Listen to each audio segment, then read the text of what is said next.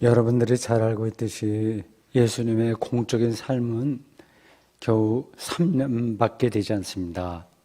3년이 채 못 돼요. 활동 지역 범위도 좁습니다. 북쪽으로는 갈릴리 호수이고 남쪽으로는 예루살렘입니다. 거리가 120km 정도입니다. 예수님의 공생애를 압축하면 제자들과 함께 하나님 나라를 선포하기 시작한 게 갈릴리고, 거기서 출발해서 성지 순례차 들린 예루살렘에서 끝났습니다. 예루살렘의 유대교 고위층들이 볼 때 예수님의 하나님 나라 운동은 위험천만이었습니다. 예수님의 가르침과 행동과 그리고 그것에 대한 민중들의 반응이 예사롭지 않았기에 그를 예의 주시하지 않을 수 없었습니다. 제자들이 많이 말리는데도 불구하고 예수님은 굳이 예루살렘으로 들어가서 일주일간 머물게 됩니다. 예수님의 운명에서 분수령이 되는 순간이었습니다. 마지막 한 주간이었어요. 그 이야기가 마가복음 11장부터 나옵니다. 오늘 설교 본문 앞장에 속합니다. 예수님은 예루살렘 성전을 찾았습니다. 전국 각지에서 순례객들이 모이는 그곳에는 사람들이 늘 붐볐습니다. 그들을 위한 편의시설이 갖춰져 있었습니다. 당연하죠. 그런 종교 편의시설은 조금씩 변해서 수익 사업이 되었습니다. 동물을 팔고 환전해주고 하는 일들이 수익이 달려서 서로 그 고위층들이 그걸 통해서 이익을 취했습니다. 예수님은 그 사정을 알기에 이들의 좌판을 뒤엎으면서 이렇게 외쳤습니다. 기록된 바 내 집은 만민이 기도하는 집이라 칭함을 받으리라고 하지 아니하였느냐. 너희는 강도의 소굴을 만들었도다. 마가복음 12장 17절입니다. 이 소동을 접한 대제사장들과 서기관들은 예수를 제거해야 되겠다 마음먹었습니다. 다만 예수님을 향한 민중들의 지지가 남달라서 자신들의 음모를 공개적으로 진행하지는 못하고 있었습니다. 성전 소동이 벌어진 이후, 이건 예수님의 운명의 결정적인 사건입니다. 안식일을 상대화한 가르침과 성전에서 일으킨 소동이 예수님의 운명을 결정짓는 두 가지 사건인데, 그 성전 소동이 벌어진 이후 당분간 예수님은 여러 신앙적인 주제를 놓고 사람들과 바리새인도 있고 서기관들도 있는데 논쟁을 벌이면서 예루살렘에서 활동했습니다. 그 일주일간에 벌어진 이야기입니다. 그런 와중에 한 서기관이 예수님을 찾아왔습니다. 오늘 설교 본문이에요. 그 분위기를 이해하시겠죠? 예수님에게 이렇게 묻습니다. 모든 계명 중에서 첫째가 무엇입니까? 당연한 질문이기도 그렇게 들리기도 하고, 이런 질문을 뭐하러 하지? 그런 생각도 듭니다. 계명의 본질이 무엇냐 하는 그런 질문입니다. 그가 답을 몰라서 이런 질문을 한 건 아닐 겁니다. 그는 서기관이에요. 그러니까 유대교 신학자예요. 평생 계명이 뭐냐를 붙들고 씨름한 사람입니다. 자기가 알고 있는 내용을 예수님에게서 확인받으려는 뜻으로 이렇게 질문한 것으로 보입니다. 예수님은 그 속사정을 다 알지만 친절하게 대답하십니다. 그 내용이 그 유명한 하나님 사랑과 이웃 사랑입니다. 30절과 31절을 다시 읽어보겠습니다. 예수님의 대답이에요. 헬라어 성경과 루터 성경과 영어 킹제임스 버전을 제가 좀 읽으면서 개인적으로 의역해서 이렇게 번역했습니다. 당신이 간절한 마음과 자기를 바친다는 생각으로 또한 지극정성스러우면서도 강력하게 하나님을 사랑하는 것이 우선적이며 당신 이웃을 당신 자신처럼 사랑하는 것이 그 다음입니다. 이 둘보다 더 큰 계명은 성경에 없습니다.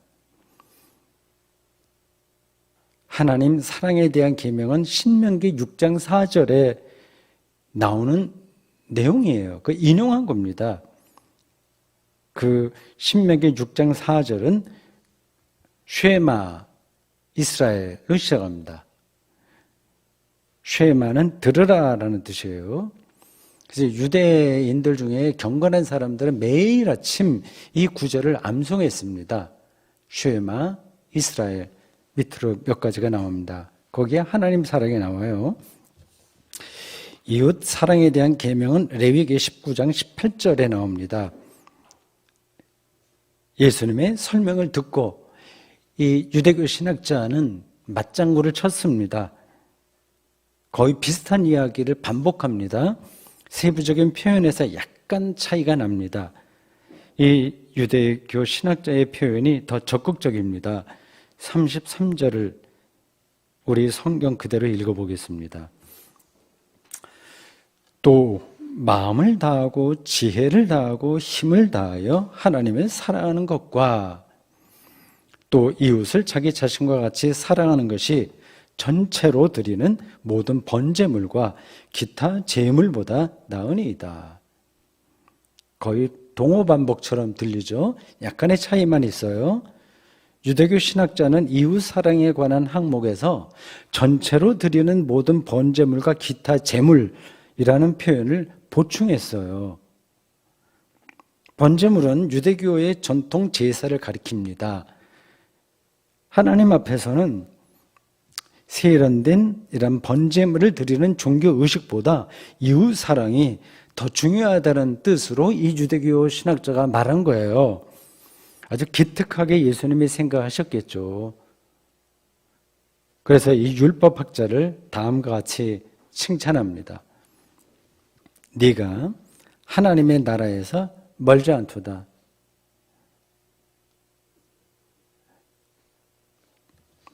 하나님 사랑과 이웃 사랑이 모든 계명의 핵심이자 근본이라는 사실을 모르는 유대인은 없습니다. 우리도 알고 있습니다. 문제는 그 핵심과 근본을 안다고 해서 그대로 살기가 힘들다는 데 있어요.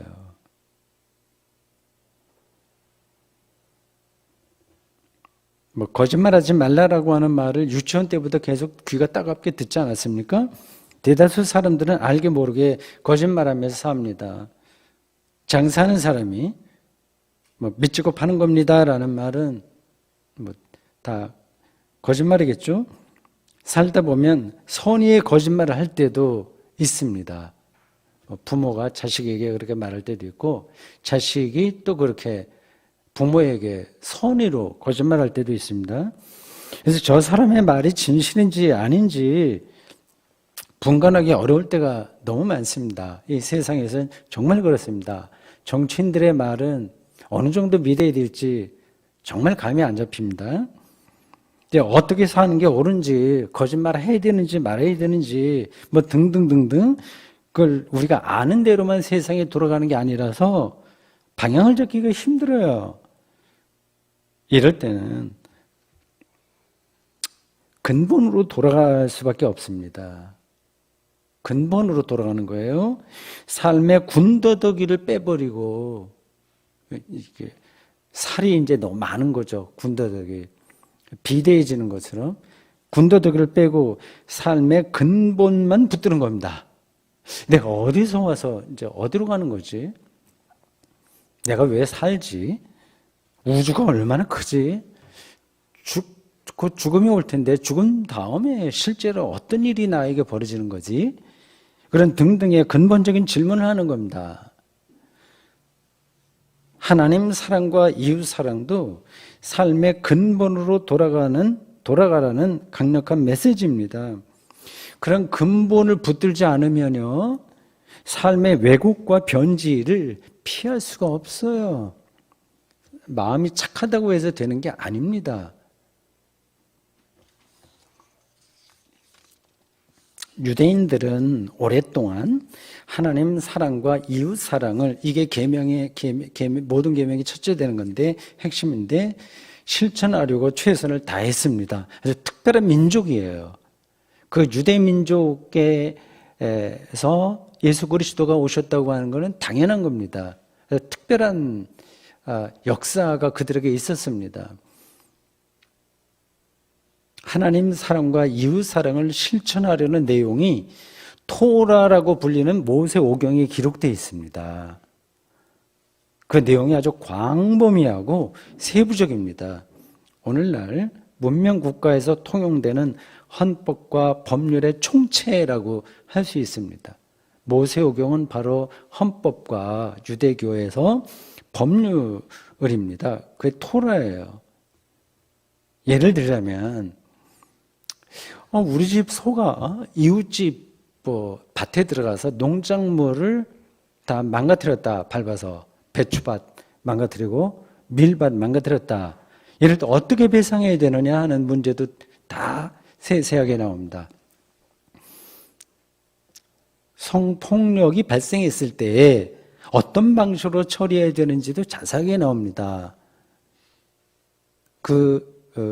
해당하는 남자가 총각인지 유부남인지에 따라서 또 다 달라져요.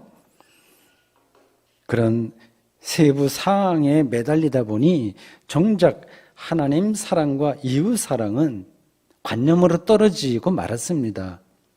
오늘날 법의 근본 정신은 사라지고 그 해석으로 옥신각신하는 상황과 비슷합니다.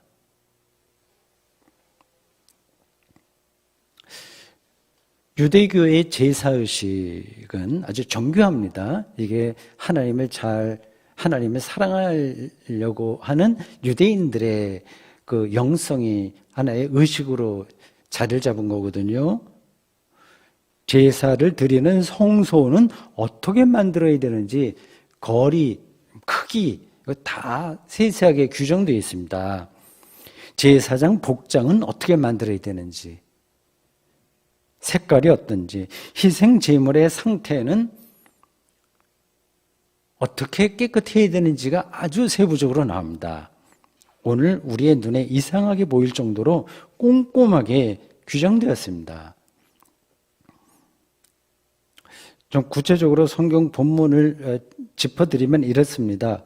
분향제단에 관한 규정은 출애굽기 37장 25절에서 29절, 번제단 규정은 출애굽기 38장 1절 이하, 제사장의 옷에 관한 규정은 출애굽기 39장 1절 이하, 그 외에도 여러 군데 나옵니다. 레위기 27장 전체는 이런 규정의 목록이라고 할 수 있습니다. 그래서 여러분들 그걸 읽기가 지루할 겁니다. 유대인들은 하나님 사랑을 눈에 보이는 방식으로 표현하려고 온갖 제사의식을 정교하게 다듬었습니다. 그런 종교의식에 매달리다 보니까 의도하지 않게 하나님 사랑이라는 근본은 사람들에게서 잊혀질 수밖에 없었습니다. 이게 악순환인 거예요. 근본이 약해지니까 부수적인 데에 매달리게 되고, 부수적인 데에 매달리다 보니까 근본은 눈에 들어오지 않습니다. 예수 당시의 유대교와 오늘 대한민국 교회는 다를까요? 비슷할까요? 오늘 이 이야기의 병행구가 누가복음 10장 25절 이하에 나옵니다. 그 누가복음에 나오는 이야기는 약간 형식이 달라요. 율법 교사가 예수님에게 와서 오늘 본문에서는 첫째 계명이 뭐냐, 첫째 되는 게 뭐냐 그렇게 질문하지 않았습니까? 그러니까 누가복음에는 그게 아니라 무엇을 하여야 영생을 얻을 수 있겠습니까? 하고 물어요. 예수님은 그에게 오늘 본문에서는 예수님이 직접 대답을 하셨는데 누가복음에서는 그 율법 교사에게 예수님이 다시 질문합니다. 율법의 대답이 뭐냐고 생각하냐? 이렇게 물어요. 그러자 율법 교사는 오늘 우리 설교 본문에 나오는 내용과 같은 하나님 사랑과 이웃 사랑을 인용해서 말합니다. 예수님은 그에게 그 계명대로 살면 영생을 얻는다고 말씀하셨습니다. 여기까지는 비슷한 내용이에요. 그런데 누가복음에는 그 율법 교사가 예수님에게 다시 이웃 사랑이 중요하다고 그러는데 그럼 내 이웃이 누굽니까? 이렇게 물어요. 이웃이 누군지 알아야 사랑하든지 말든지 할 거 아닙니까? 이웃 사랑의 근본인데 유대인들은 뭐 좋은 뜻이겠죠. 도대체 이웃이 누구지? 이제 그걸 이제 따져 묻는 겁니다. 이상한 게 아니에요. 원수를 사랑할 수는 없는 노릇 아닙니까? 유대인들에게는 동족이 같은 이스라엘 백성이 유대인이 이웃이죠. 하나님 말씀 안에서 살아가는 사람이 이웃이죠. 악인이 아니라 착한 사람이 이웃입니다. 시편 1편 6절에 이렇게 나와요. 무릇 의인들의 길은 여호와께서 인정하시나 악인들의 길은 망하리로다. 이렇게 유대인들은 내 이웃과 아닌 자를 구분하는데 좋은 뜻이겠죠. 연을 올리다가 이웃 사랑이라는 근본에서 멀어졌습니다. 오늘날 우리가 잘 먹고 잘 살려고 고군분투하다가 결국 삶의 근본을 놓치는 일과 비슷한 거 아닐까요? 유대인들은 원래 좀 종교적으로 열성적이고 열광적이고 또 이기적이고 자기 민족만 알고 또 기만적이고 배타적이기에 삶의 근본을 놓쳤다고 보면 안 됩니다. 다른 민족도 그렇고 오늘 우리도 마찬가지입니다. 개인 생활도 그렇고 교회 생활에서도 근본을 놓치기가 아주 쉽습니다. 교회의 근본이 무엇인지 들어보셨겠죠? 우리가 지금 이렇게 교회 공동체를 유지하고 있는데 도대체 교회가 뭐예요? 교회는 그리스도의 몸이고 성령의 피조물이고 하나님의 백성입니다. 교부 시대부터 내려왔던 교회의 본질에 대한 설명입니다. 이 교회의 근본에서 볼 때 한국 교회에 만연한 개교회주의는 설 자리가 없는 겁니다. 대형 교회와 미자립 소형 교회가 한 나라 안에 동시에 존립할 수가 없어요. 이건 교회의 본질, 교회의 근본에서는 아예 불가능한 현상입니다. 근데 그게 우리나라에서는 어엿하게 일어나고 있고 뭐 어쩔 수 없다 이렇게 생각하지 않습니까? 지난 목요일 10월 28일 대구 경북 지역 에큐메니칼 목사 모임에 저도 참석했습니다. 그 자리에 되게 저보다 나이가 많은 분은 한 분 정도 계신 것 같았었는데 저도 어느 사이에 거의 이제 그런 모임에서 가장 나이가 많은 측에 속합니다. 1986년 현풍 제1교회에서 단독 목회를 개척 비슷하게 해서 시작할 때부터 에큐메니칼 또 목회자 정의 평화 협의회 그런데 활동을 했는데 그러니까 벌써 한 35년 이상 그렇게 했습니다. 그 모임에 영남신학대학교 윤리학 전공 은퇴 교수도 참석을 했어요. 그분과 잠시 대화하는 중에 지난번 장로교 통합 측 총회 결정 내용 중에 한 가지를 전해 들었습니다. 목사 이중직을 허용하기로 했다는 내용입니다. 다른 교단도 비슷한 분위기가 있는 것 같아요. 그러니까 목사가 다른 직업을 병행해도 괜찮다는 이야기입니다. 그 전에는 이중직이 허용 안 됐거든요. 이게 신학적으로 충분한 검토를 거치지 않고 현실론에 근거해서 결정한 것으로 보입니다. 교회가 재정적으로 독립하지 못해서 이 많은 미자립 교회 목사들이 이중직으로 삽니다. 택배 기사나 대리 기사는 벌써 진작부터 시작했고 카페 운영자들도 있습니다. 모든 직업이 개신교 입장에서 볼 때 콜링이니까, 소명이니까 목사가 그런 일을 한다고 해서 이상할 게 전혀 없습니다. 문제는 한국교회가 이 개교회주의에 묶여서 미자립교회 목사 생활비 문제를 해결하지 못하기 때문에 이중직을 허용하게 됐다는 이 현실입니다. 이게 문제인 거죠.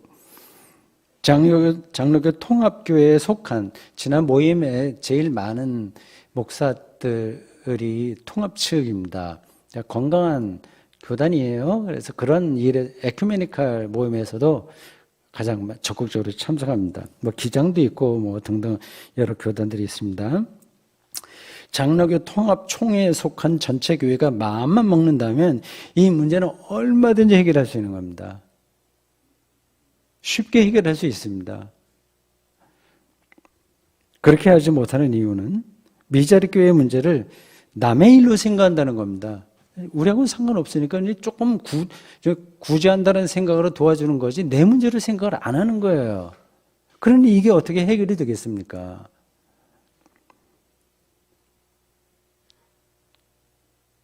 그리스도의 몸도 아니고 하나님의 백성도 아닙니다. 천박한 자본주의 정신에 한국교회가 찌들었다 이렇게 봐도 잘못이 아닙니다. 이럴 때일수록 우리는 근본으로 돌아가야 됩니다.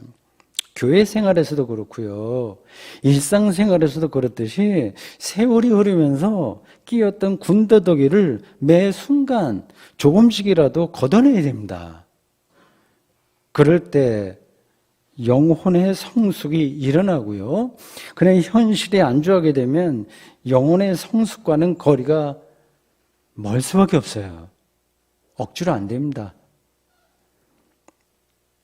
이런 점에서 하나님 나라, 하나님 사랑과 이웃 사랑에 관심을 기울인 유대교 신학자에게 네가 하나님의 나라에서 멀지 않도다라고 하신 예수님의 말씀은 옳습니다. 근본에 마음을 둔 신학자였거든요. 오늘은 종교개혁 504주년 기념주일입니다. 전 세계의 개신교회가 이 날을 개혁주일로, 종교개혁주일로 지킵니다. 종교개혁은 다른 게 아니라 복음의 근본으로 돌아가자는 운동이에요. 루터의 종교개혁 정신을 세 가지로 압축하면 다음과 같습니다. 첫째, 솔라 스크립투라입니다. 라틴어로 오직 성서라는 뜻입니다. 이 솔라 스크립투라는 그리스도인의 삶과 신앙에서 무엇이 기준이냐 하는 신학 논쟁 가운데서 나온 개념이에요. 뭘 기준으로 해서 우리가 신앙생활을 해야 되지? 기준이 있어야 되잖아요. 그 그리스도인으로서 살아가는 삶의 기준이 뭐지? 하는 겁니다. 당시 로마 가톨릭 교회는 성경만이 아니라 성경과 더불어서 교회도 똑같이 중요하다. 여기서 교회는 교황을 가리킵니다. 성경과 교황의 말이 똑같이 중요하다 이렇게 가르쳤습니다. 그들의 주장에 일리가 없는 건 아닙니다. 성경의 생성 역사에서 교회가 주도적인 역할을 했기 때문입니다. 성경 66권을 결정한 건 교회니까요. 하늘에서 뚝 떨어진 게 아닙니다. 구체적인 교회 공동체 안에서 성경이 생산되고 보존되고 평가되고 선택되는 과정을 통해서 66권 경전의 자리를 얻게 되었습니다. 이런 전통의 근거에서 요즘도 가톨릭 교회는 교회의 수장인 교황의 말을 성경 가르침 못지않게 중요시합니다. 루터는 이런 성경의 역사성을 인정하면서도 일단 경전이 결정된 다음에는 성경에만 모든 권위를 돌려야 한다고 주장했습니다. 교회의 수장인 교황이 잘못된 결정을 내려는 일들이 그 지난 역사에 허다했고 그게 반복되기 때문입니다. 한국의 개신교회는 솔라 스크립투라 전통을 실제로 따르고 있을까요? 아니면 세속적인 경제 논리를 더불어서 따르는 건 아닐까요? 성경은 종교적 교양을 쌓기 위한 교재일 뿐이고 실제로는 경쟁력만을 최고의 가치로 여기는 이 시대 정신을 삶의 기준으로 삼는 건 아닐까요? 그걸 누가 확정적으로 말할 수 있겠습니까만 종교개혁 당시에 로마 가톨릭 교회보다 우리가 더 떳떳하다고 말할 자신이 없는 건 분명합니다. 일종의 혼합주의의 세속 정신과 하나님 신앙의 혼합주의의 여러 가지 점에서 떨어진 게 분명합니다. 100% 완전한 교회가 어디 있겠습니까만 그 문제를 우리가 인식하고 개혁과 정화의 길을 가야 되는데 자체 정화의 능력이 우리들에게 남아있는지 잘 모르겠습니다. 두 번째는 솔라 피데입니다. 오직 믿음이라는 뜻의 라틴어 솔라 피데는 칭의가 믿음만으로 가능한지 아니면 행위도 필요한지에 관한 논쟁에서 나온 개념이에요. 당시 로마 가톨릭 교회는 믿음과 더불어 행위가 절대적으로 필요하다고 가르쳤습니다. 인간이 의롭다고 인정받는 데에 이 두 가지가 더불어서 필요하다고 그랬습니다. 아주 합리적이고 건강하게 보이는 가르침이에요. 믿음만 좋지, 믿음만 좋다고 말하지 실제의 삶에서는 아무 변화가 없다면 그건 참된 그리스도인이라고 말할 수 없는 거 아니겠습니까? 교회는 열심히 다니는데 세상에서는 얄미운 사람으로 손가락질을 받는다면 그가 하나님으로부터 의롭다고 인정받은 사람이다 이렇게 말하기는 어렵지 않습니까? 한국 사회에서 개신교회는 로마 가톨릭 교회나 불교보다 신뢰가 떨어진다는 말을 우리가 종종 듣습니다. 부끄러운 현실이죠. 그 이유는 개신교회가 본받을 만한 행위가 없는 종교 집단으로 비치기 때문입니다. 실제로 개신교 신자들이 가톨릭 신자나 불교 신자들보다 더 부도덕한 건 아닙니다. 사회 봉사나 돌봄 영역에서 실제로는 개신교회가 이 총량으로 볼 때 더 적극적입니다. 북한에 대한 도움이나 등등 약자들에 대한 도움에서 이 전체 양으로 볼 때는 훨씬 많습니다.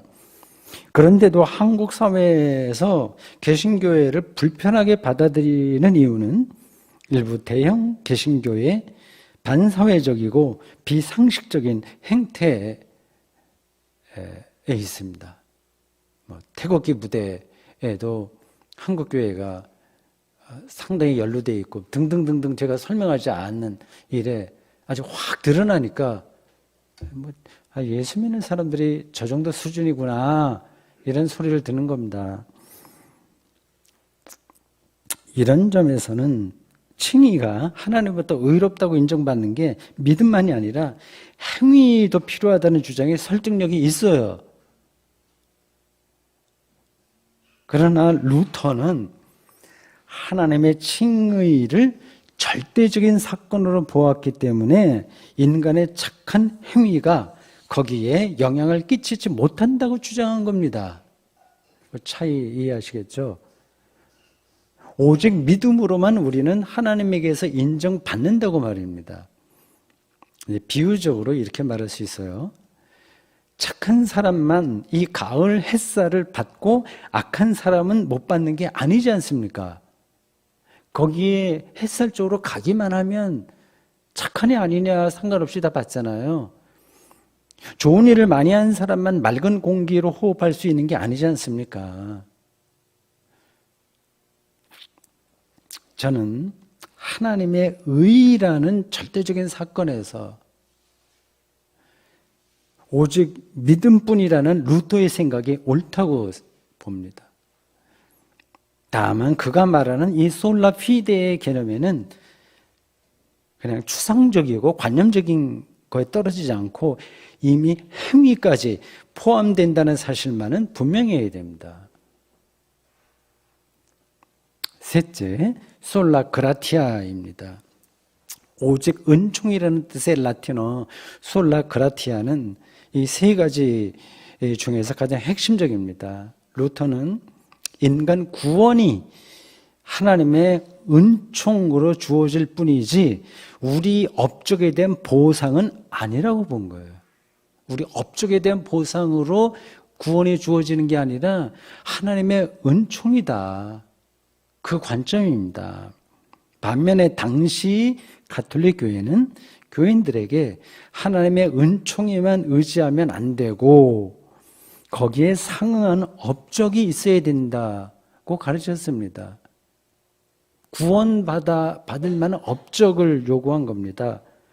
그러니까 율법으로부터의 해방에서 시작한 이 복음이, 예수 그리스도의 복음이 다시 율법 신앙으로 돌아가게 된 겁니다.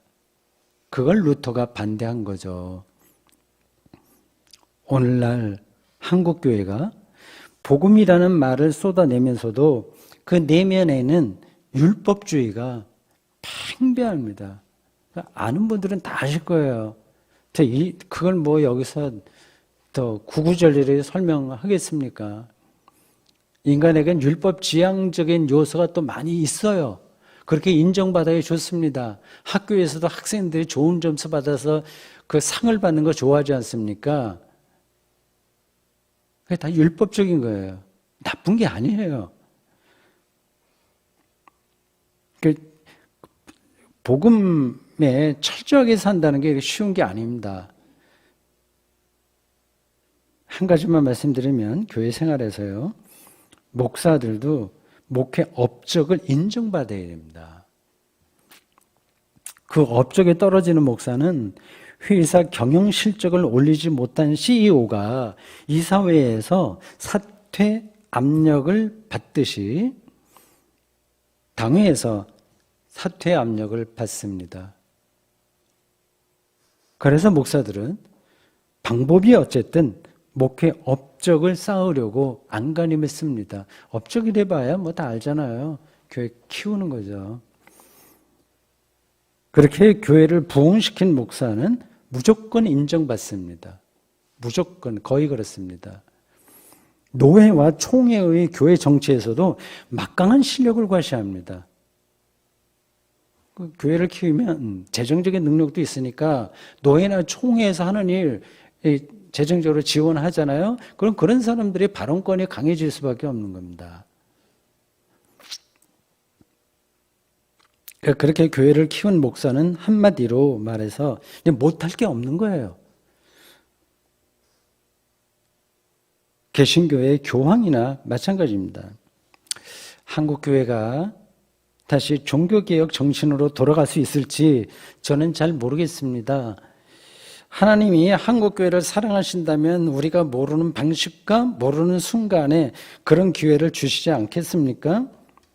그건 하나님에게 맡기고 이런 어수선한 상황에서 우리가 할 수 있는 최선은 종교개혁의 근본으로 부단히 돌아가는 겁니다. 유대인 신학자와의 대화에서 예수님은 신앙의 근본을 하나님 사랑과 이웃 사랑이라고 말씀하셨습니다. 그렇지만 우리는 실제 삶에서 도대체 뭐가 하나님 사랑이지? 그리고 이웃 사랑이 뭐지 정확하게 알지 못합니다. 그래서 이것에 대한 오해도 많고 그 실천에서 시행착오도 적지 않습니다. 나이를 먹어도 웬만큼 인생살이를 아는데도 사랑의 능력이 더 강해지는 게 아니라, 여기 핵심이 사랑이잖아요. 하나님 사랑과 이웃 사랑에서 사랑의 능력이 강해지는 게 아니라 그냥 늘 그 자리에 머무는 듯한 느낌이 들 때도 많습니다. 저도 그렇습니다. 그게 우리의 현실입니다. 그래도 우리는 낙심하지 않습니다. 오늘 본문에 등장한 유대인 신학자처럼 하나님 사랑과 이웃 사랑을 실질적으로 영혼의 깊이에서 받아들이고 그 방향으로 비록 시행착오가 있다 하더라도 한 걸음 한 걸음 살아나가는 사람은 하나님의 나라에서 멀지 않다는 예수님의 판단과 약속을 믿기 때문입니다. 아멘.